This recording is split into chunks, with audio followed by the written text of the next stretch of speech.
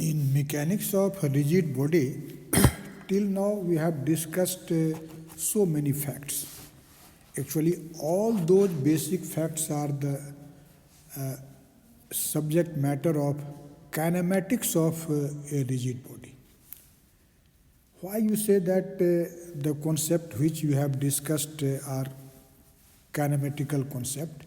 Because you know, kinematics is the study of motion when you don't specify the cause of motion, that is the force or the torque responsible for the motion are not specified, but motion is discussed. Such a study of motion you know is called kinematics. You have seen that we have talked about rotation of a rigid body.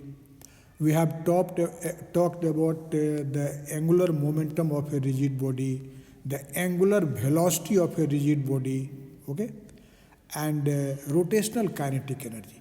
But never we have talked about the torque acting on the body which is responsible for its rotation. So that study is called kinematics, okay. But now we are going to see the dynamics of a rigid body. When you say dynamics, you are familiar with Newtonian dynamics in case of translational motion. And you know, if you talk about the dynamics of translational motion or the Newtonian mechanics, you always talk about the motion of a system in terms of the force responsible for that very motion, okay? And applying the Newtonian concept, we discuss the motion of the body. And actually, for any problem, first of all, we set up the equation of motion, and after that, we solve that very equation of motion or equations of motion to get the desired result, okay? So if your aim is now to discuss the dynamics of a rigid body, definitely there should be some equations of motion in terms of which the dynamics of a rigid body will be discussed. Actually, in case of the dynamics of a rigid body, the equations of motion are called Euler's equations of motion, okay? Because such equations of motions were given by the famous mathematician Euler, so those equations are called Euler's equations of motion for a rigid body, okay? So now in this lecture we are going to know what are these Euler's equations of motion, okay? Which are actually the equations of motion of a rigid body. So I have written the heading, you can see equations of motion of a rigid body. That means you are talking about Euler's equations, okay? In fact, there are two methods or two approaches you can say to find the Euler's equations. First one is known as Newtonian method. Applying the Newtonian mechanics, we can obtain Euler's equations of motion. And the second one is called Lagrange method. Actually, by Lagrangian approach of mechanics, you can also derive Euler's equations of motion. But in this first lecture on this equations of motion of a rigid body, we will see the deduction of Euler's equations by Newtonian method only. In the second lecture, after this, you will learn about the Lagrange method for the deduction of Euler's equation, okay? Actually, when you talk about Euler's equation of motion for a rigid body, you have to consider a rigid body whose one point is fixed.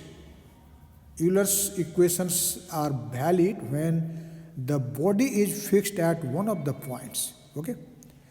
And its motion takes place under some torque. You know, if you consider that this is a body and this is fixed at this very point, let us say P, and you apply a torque tau on it, then what will happen? Actually, if body is fixed at a point and a torque is applied on it, then the body will rotate. Okay? And what will be actually the components of this applied torque we will find, and that expression will be called Euler's equations of motion. So now let us consider there is a rigid body which is fixed at one point and it is rotating under a torque tau. Okay. Now, if you apply the Newton's second law of motion or Newton's Newtonian mechanics, you know Newton's laws of motion are valid only in inertial frame. Okay, that is a frame which is fixed in a space. In that inertial frame, Newton's laws of motion are valid. And you know, in accordance with the second law of motion, the force acting on a body is equal to the rate of change in linear momentum of the body. Okay? This is the basic statement of Newton's second law of motion, or it is called the equation of motion of a body when it is in translational motion. Here F represents the total force acting on the body, okay, and this is actually equal to the rate of time derivative of linear momentum. Actually, when we will apply this Newton's second law of motion in case of rotational motion, you have to think about the rotational analog of F and P. Actually, the rotational analog of force F is torque tau, and the rotational analog of linear momentum P is angular momentum L. It means the role of force is played by torque in case of rotational motion. As you know, force produces linear acceleration, it changes linear velocity. Similarly, a torque changes angular velocity and produces angular acceleration. And as force is a time derivative of linear momentum vector, torque is a time derivative of angular momentum vector. So in accordance with Newton's second law of motion, you can write that the time derivative of L, that is dl by dt, is equal to tau. But this dl by dt must be with respect to an inertial frame. Here inertial frame, we mean the frame attached with a space.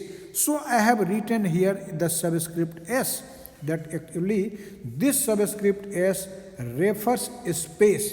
This is a space coordinate system.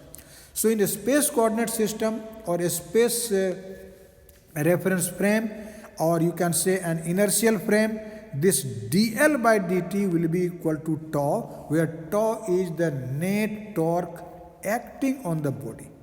Okay. So I have written here, you can see that here the time derivative refers to the space set of x's represented by the subscript s. Okay. Because the equation holds only in an inertial frame. You know, Newton's laws of motion do not hold in non-inertial frame. So that equation will be valid only in case of inertial frame.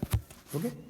But if your aim is to write such equation in rotatory non-inertial frame, then you have to see that transformation which we have learnt in my previous videos in motion in rotatory frame. If you have not watched my videos on motion in a rotatory frame in the playlist of the classical mechanics, you must watch it. Because what I am now going to talk about, you will find its proof there. Okay? So, now let us consider our rigid body is actually rotating with an angular velocity omega. This is actually the instantaneous angular velocity, because the motion is under torque. So angular velocity will change Angular velocity will change and angular acceleration will be produced. So omega is not constant. It is time dependent. It will vary with time due to the torque. So omega here represents the angular velocity at a particular moment, let us say at time t. So it is called instantaneous angular velocity. And this is the angular velocity of our rigid body with respect to the body coordinate system. Okay.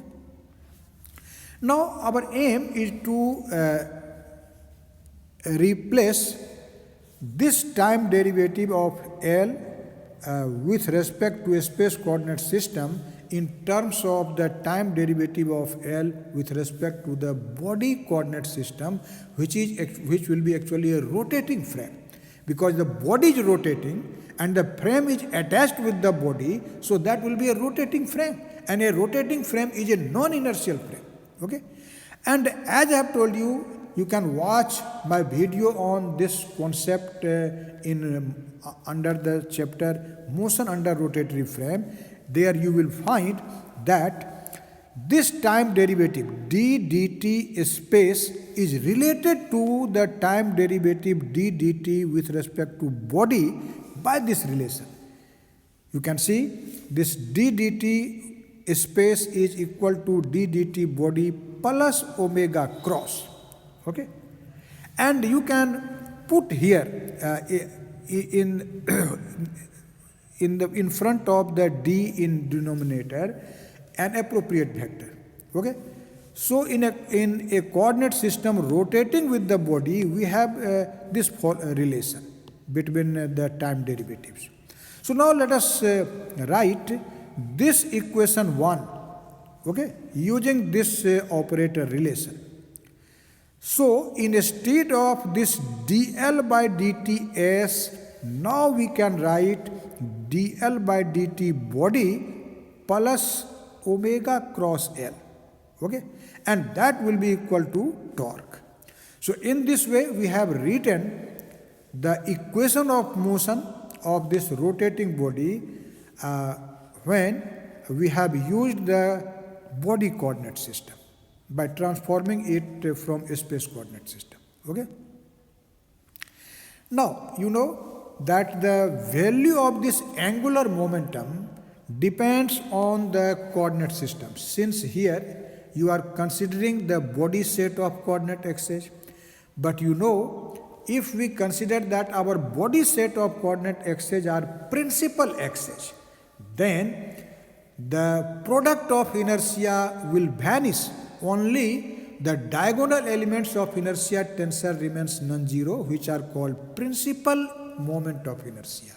So now for convenience, we consider principal axis for the body set of axes. This is our selection due to convenience. And you know, with respect to the body axis, we have three principal moment of inertia, which we denote by the symbol I1, I2 and I3. I1 is the moment of inertia of the body with respect to the first principal axis, let us say x-axis. I2 is its moment of inertia with respect to second principal axis, let us say y-axis, and this I3, this is moment of inertia of the same rigid body with third principal axis. Okay? And you have learnt in my previous lecture that this L in terms of this principal moment of inertia are given like this. L is equal to I1 omega 1I plus I2 omega 2j plus I3 omega 3k. Here you know I, j and k are actually the base vectors or base unit vectors, you can say, along the three principal axes. If you consider that x, y and z axes are the principal axes, then this I is the unit vector along x-axis, j is the unit vector along y-axis, and k is the unit vector along z-axis. Okay. Now, what are these omega 1, omega 2 and omega 3? These are actually the x, y and z components of the angular velocity vector. You can also write the symbols omega x, omega y and omega z instead of omega 1, omega 2, omega 3. But for convenience, I have written the subscript, numerical subscript 1, 2, 3 instead of x, y, z. So omega 1 is the component of angular velocity vector along the first principal axis.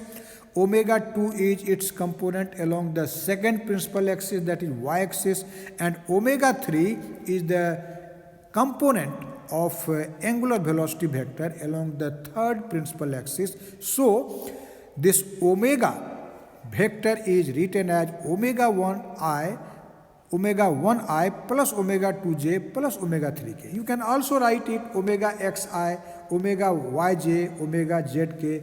In so many textbooks you will find such a symbol.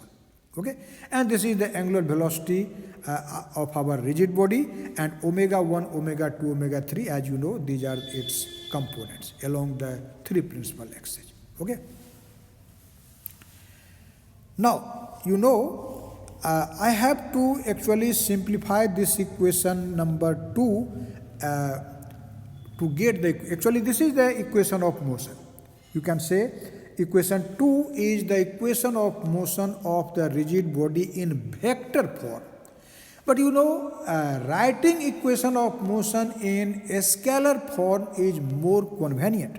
So now we will only try to write this equation number 2 in a scalar form, and for that we will have to do some algebra. First of all, we will have to find this dl by dt with respect to body set of coordinates. And for finding dl by dt with respect to body axis, you should see this equation 3 where L is defined. Now see the expression for L. Can you say this I1 or this unit vector I depend on the time with respect to the body set of axis? Answer is no. I1, I2, I3, all these three principal moments of inertia do not change with time. They are completely independent of time. And similarly, these I, J and K are also independent of time with respect to the body set of axis. But as torque is acting on our body, so its angular velocity will change. And when angular velocity will change, the components of angular velocity, that is omega 1, omega 2 and omega 3 will also change. So in this equation 3, you can see that omega 1, omega 2, omega 3, which are components of angular velocity vector along the three principal axes, they are time dependent. They are functions of time. Okay? But I1, I2, I3 and IJK are independent of time.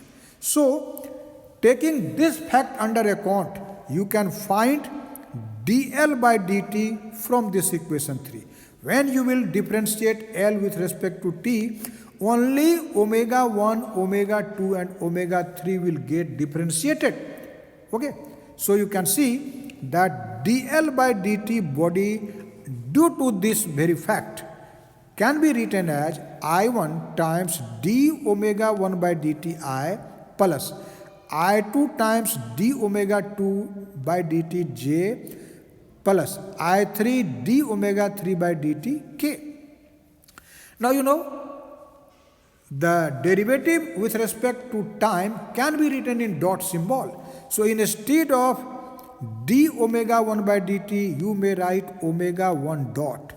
Instead of d omega 2 by dt, you may write omega 2 dot.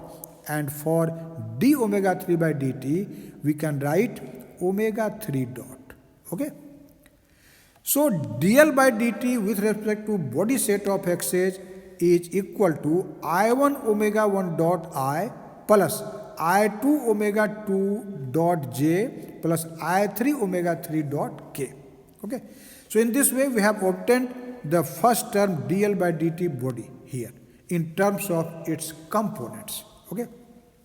Now, you can see this equation 2, which is actually the equation of motion. This is equation of motion, but in vector form. And our aim is to obtain equations of motion in a scalar form. And for this, we are expressing all the vectors in this equation in terms of their components.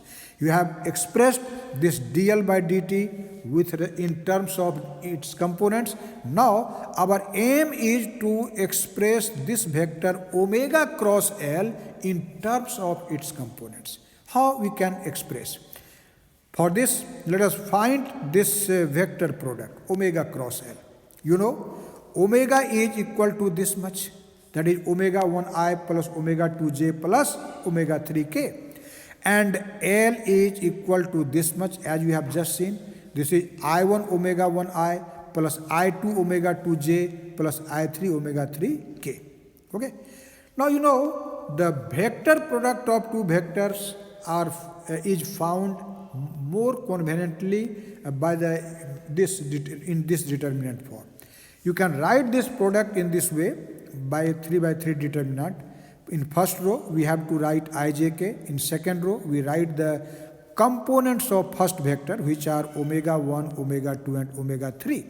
And in the second row, we will write the components of, in the third row, we will write the components of angular momentum vector L, which are I1 omega 1, I2 omega 2, and I3 omega 3. Okay? You all know how we can solve this determinant.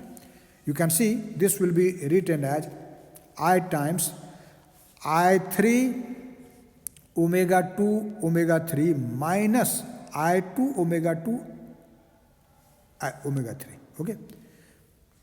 Here there is minus sign, but I have taken plus, and we will actually interchange the order of operation.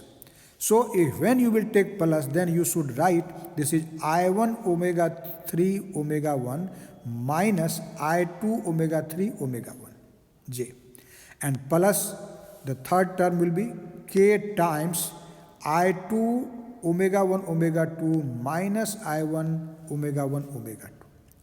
You can see in first term omega 2 times omega 3 can be taken as a common factor. In second, omega 3 times omega 1 will be taken as a common factor. And in third term, omega 1 times omega 2 may be taken as a common factor. So after doing this algebra, you can see omega cross L is equal to this much. This is I3 minus I2 times omega 2 omega 3i. Okay? Plus second term will be I1 minus I3 times omega 1 omega 3j, and plus I2 minus I1 omega 1 omega 2k. Okay. So in this way we have expressed this vector omega cross L in terms of its components. Now use this equation 5, this equation 4 in the equation of motion which we have defined here in this equation 2. Let us substitute. And you can see I have substituted it here. This is tau. Tau has been written now in LHS. And you know, if tau 1, tau 2, tau 3 are the components of torque in the direction of the principal axis, that is tau 1 is its component along the first principal axis, that is x-axis. You may also write tau x here instead of tau 1. Okay? Tau 2 is its component along the second principal axis, that is the y-axis. And tau 3 is its component along the third principal axis, that is z-axis. Okay? And that is equal to what? dl by dt body plus omega cross L. And you can see dl by dt is equal to what? This is the value of dl by dt. So let us use this value here. I have substituted the value of dl by dt, you can see. Okay? And plus omega cross L, see here. This is omega cross L. and you have already obtained the value of omega cross L here. This is the value of omega cross L. Okay. So now we can substitute this value of omega cross L. Now in RHS, there are two terms containing the unit vector I, containing the unit vector j, and containing the unit vector k. So let us associate them. So after associating the terms containing I, the first term will be I1 omega 1 dot plus this term I3 minus I2 omega 2 omega 3 I. Okay? Plus, now associate the terms containing j. These are I2 omega 2 dot plus I1 minus I3 times omega 1 omega 3 j. Okay? And plus I3 omega 3 dot plus I2 minus I1 times omega 1 omega 2 k. Okay. So you can see this vector tau, which is equal to tau 1 I plus tau 2 j plus tau 3 k, is equal to this much. But you know, if two vectors are equal, the corresponding components of the vectors are equal. So the x component of the vector in LHS, that is tau 1, must be equal to the x component of the vector in RHS, which is what? I1 omega 1 dot plus I3 minus I2 times omega 2 omega 3. So equating the x, y, z components, you can see tau 1 is equal to this much. You can see. And similarly, when you will equate the y component, then tau 2 will be equal to I2 omega 2 dot plus I1 minus I3 times omega 1 omega 3.